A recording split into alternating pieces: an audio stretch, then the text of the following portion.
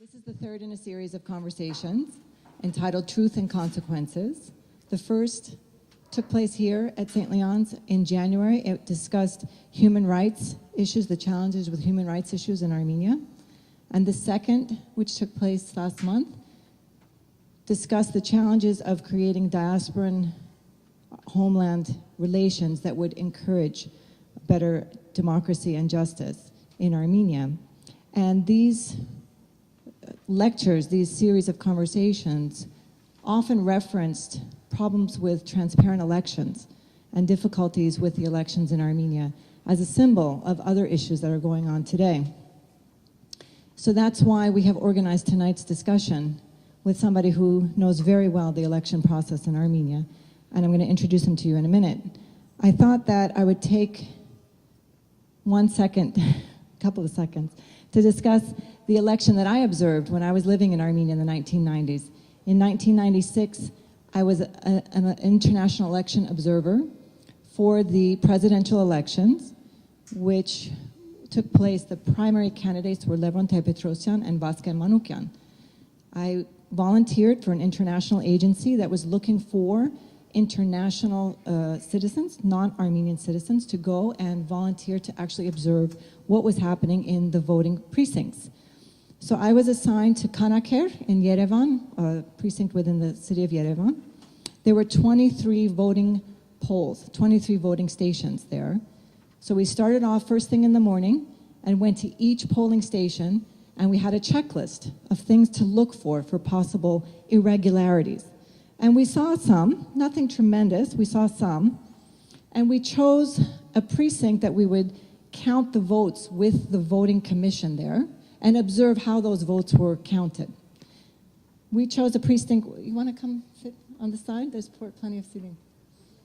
We chose a precinct that had 3,014 registered voters in Kanaker. So when the voting polls closed, we sat in with the local commission that consisted of people who were hired for that purpose and people who were volunteering for that purpose.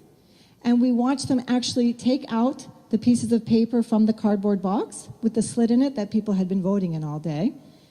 And we watched what they did with them. And I don't want to bore you with stories. There are a lot of irregularities that we saw sort of throughout the day. I'll give you one example of an irregularity we saw with the voting ballots.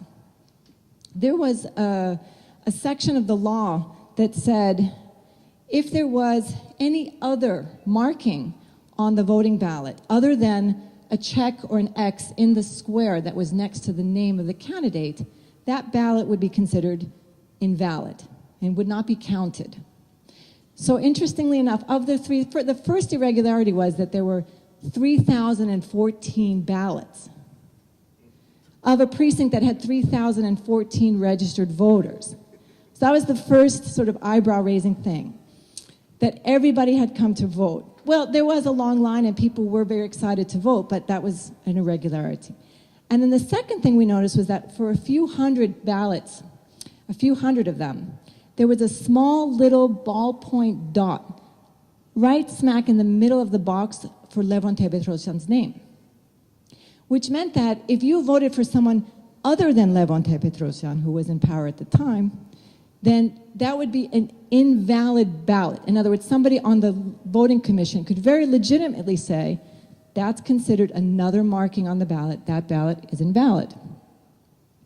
But if you voted for Levon, you couldn't really see that little ballpoint dot in the middle, so that would be counted for Levon Tepetosyan. In any case, by the end of the night, overwhelmingly we saw that the majority of the vote went for the opposition candidate, Vasken Manukyan. Then we were supposed to, this was from one precinct in a region, in a district in Yerevan.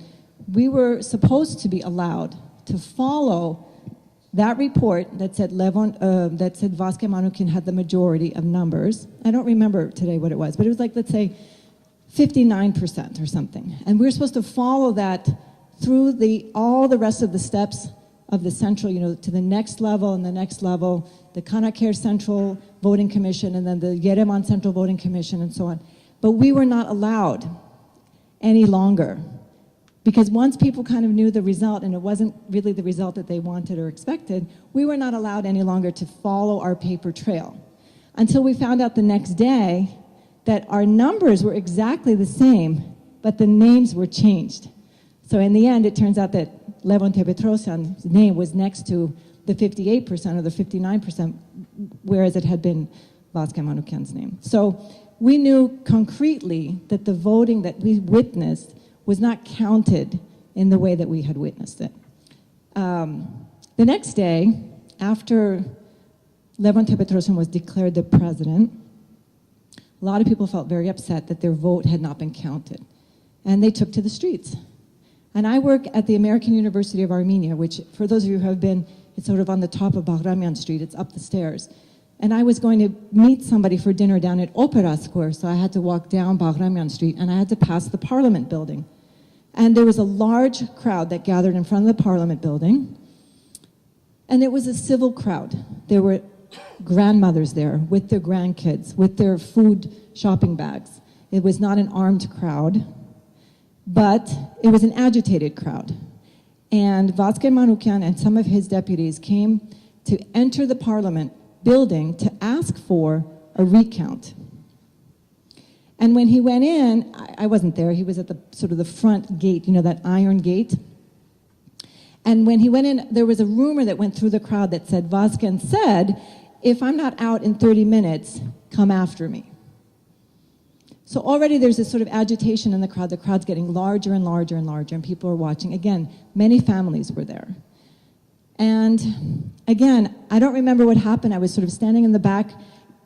All of a sudden, the crowd, there was a buzz that said something like, they arrested Vasquez Manukyan. They arrested the opposition member who had gone in to ask for a recount. That's not what had happened, but that was the rumor that swirled in the crowd. So the crowd agitated at this iron gate and moved it back and forth until it fell onto the Parliament grounds. And then the crowd went into the Parliament grounds and sort of just ran in, and then there was a frenzy. Right after that happened, a water cannon truck came from the top of Bahramian Street down to disperse the crowd. And I didn't understand at first what was, I looked at it and all I could remember was documentaries I had seen about the civil rights movement and the US government or local municipalities sending in water cannons to disperse crowds of black people who were protesting. That was the first thing I could remember. And I remembered quite clearly that I needed to stand back to be away from that water, but right behind the water cannons were soldiers who were also prepared to do crowd dispersal. And again, they started to shoot guns in the air.